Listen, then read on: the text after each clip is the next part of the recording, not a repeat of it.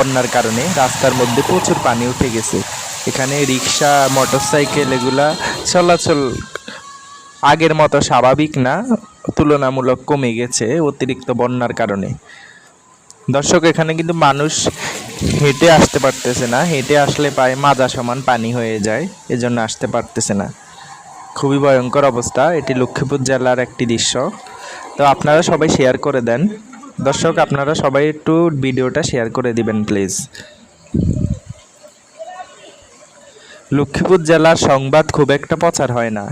দর্শক, আপনারা দেখতে পাচ্ছেন কয়েকটা রিক্সা আসতেছে। রিক্সাগুলো কিন্তু স্বাভাবিকভাবে আসতে পারতেছে না, প্রচুর পানি। খুবই সাবধানতা অবলম্বন করে রিক্সাগুলো আসতেছে এদিকে।